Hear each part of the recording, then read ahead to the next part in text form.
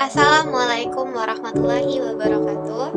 Saya Anissa Fionita Baros dengan NIM HS 212008 Prodi Hukum Ekonomi Syariah. Adapun pembuatan video pembelajaran ini untuk memenuhi tugas mata kuliah manajemen dengan dosen pengampu Bapak Zainal Abidin MPDI.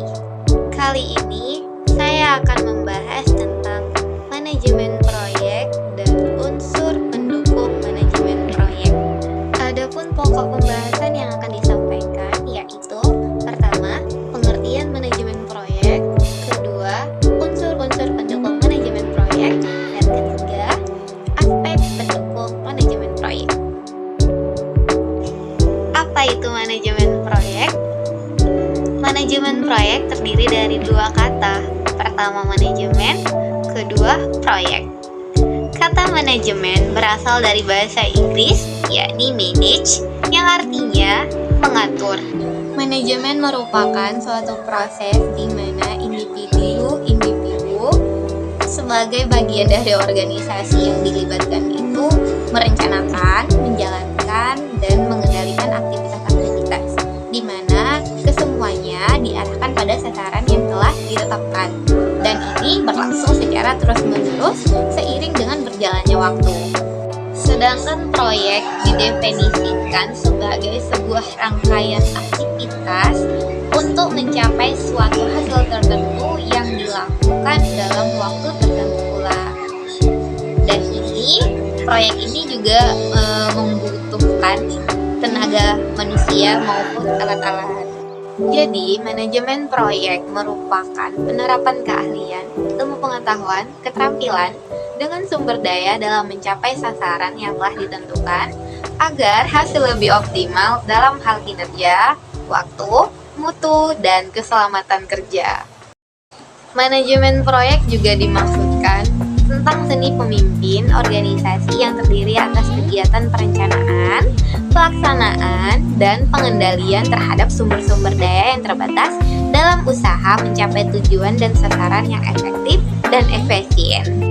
Dalam manajemen proyek terdapat unsur-unsur manajemen proyek. Pertama ada planning, kedua ada organizing, ketiga executing, keempat adalah controlling. Planning di sini adalah tahapan perencanaan yang merupakan garis-garis besar rencana proyek. Tahap perencanaan ini akan menghasilkan gagasan dan ide untuk memenuhi kebutuhan studi kelayakan dan laporan hasil akhir.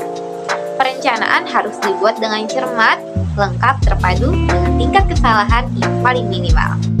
Dalam tahap perencanaan ini ada beberapa hal yang harus diperhatikan, yaitu meliputi rekrutmen konsultan, pembuatan TOR, ketiga survei, kemudian feasibility study kelayakan proyek, pemilihan desain, schematis desain, dan program serta budget financing.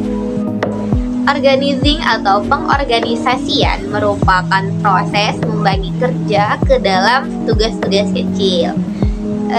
Organisasi ini membebankan tugas-tugas pada seseorang sesuai dengan kemampuannya dan mengalokasikan sumber daya serta mengkoordinasikan dalam rangka mencapai tujuan. Pada tahap organizing ini dilakukan identifikasi dan pengelompokan jenis-jenis pekerjaan, menentukan wewenang dan tanggung jawab personil, serta menentukan dasar hubungan masing-masing unsur organisasi.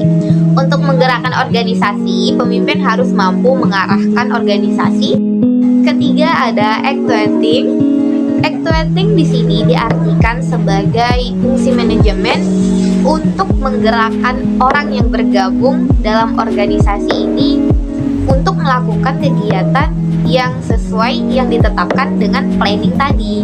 Pada tahap ini, kemampuan pemimpin diperlukan untuk memberikan pengarahan, penggerakan, dan memberikan motivasi kepada anggota, serta berkontribusi bersama-sama dalam menyukseskan manajemen proyek sehingga dapat mencapai tujuan yang ditetapkan hingga tepat sasaran.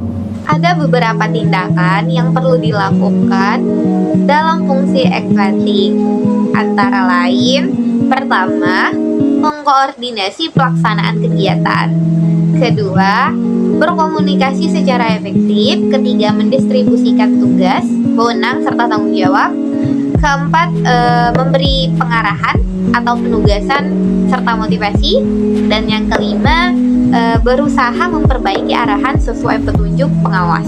Yang keempat ada controlling. Controlling ini adalah pengukuran kualitas dan evaluasi kerja.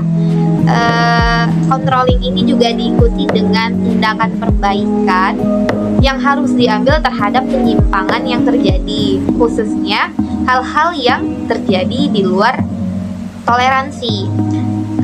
Controlling ini juga merupakan usaha dari perusahaan untuk mencapai tujuannya dengan cara membandingkan prestasi kerja dengan planning dan membuat tindakan yang tepat untuk mengoreksi perbedaan yang penting. Nah, dalam manajemen proyek juga memiliki beberapa aspek yang perlu diperhatikan. Satu, aspek keuangan. Hal ini berkenaan dengan pembelanjaan dan pembiayaan proyek. Biasanya berasal dari modal sendiri ataupun pinjaman dari bank, atau bisa juga dengan investor dalam jangka pendek maupun jangka panjang. Pembiayaan proyek menjadi sangat krusial bila proyek berskala besar dengan tingkat kompleksitas yang rumit dan membutuhkan analisis keuangan yang cermat dan terencana. Kedua adalah aspek anggaran biaya. Biasanya ini berhubungan dengan perencanaan dan pengendalian biaya selama proyek berlangsung. Perencanaan yang matang, terperinci akan memudahkan proses pengendalian biaya, sehingga biaya yang dikeluarkan sesuai dengan anggaran yang direncanakan. Maka jika tidak, akan terjadi peningkatan biaya yang besar dan dapat merugikan bila proses salah perencanaan. Manajemen sumber daya manusia. Ini berkaitan dengan kebutuhan dan alokasi sumber daya manusia selama proyek berlangsung. Agar tidak menimbulkan masalah yang kompleks, perencanaan sumber daya manusia sebelumnya didasarkan atas organisasi proyek yang dibentuk sebelumnya dengan melakukan langkah-langkah proses staffing sumber daya manusia, deskripsi kerja, perhitungan beban kerja, serta penjelasan tentang sasaran dan tujuan proyek. 4. Aspek manajemen produksi. Ini berkenaan dengan hasil akhir dari proyek. Proyek negatif bila proses perencanaan dan pengendalian tidak baik. Agar hal ini tidak terjadi, maka dilakukan usaha untuk meningkatkan produktivitas sumber daya manusia, meningkatkan efisiensi proses produksi dan kerja, serta meningkatkan kualitas produksi melalui jaminan mutu dan pengendalian mutu. Kelima ada harga. Masalah ini timbul karena kondisi eksternal dalam hal persaingan harga yang dapat merugikan perusahaan karena produk yang dihasilkan membutuhkan biaya produksi yang tinggi dan kalah bersaing dengan produksi lain. Kemudian masalah efektivitas dan efisiensi. Ini dapat merugikan bila fungsi produk yang dihasilkan tidak terpenuhi atau tidak efektif, atau juga dapat terjadi bila faktor efisiensi tidak dipenuhi sehingga usaha produksi membutuhkan biaya yang besar. Terakhir, aspek pemasaran. Masalah ini dapat timbul apabila perkembangan faktor eksternal sehubungan dengan persaingan harga, strategi promosi, mutu produk, serta analisis pasar yang salah terhadap produksi yang dihasilkan. Sekian penyampaian materi dari saya, lebih dan kurang saya mohon maaf.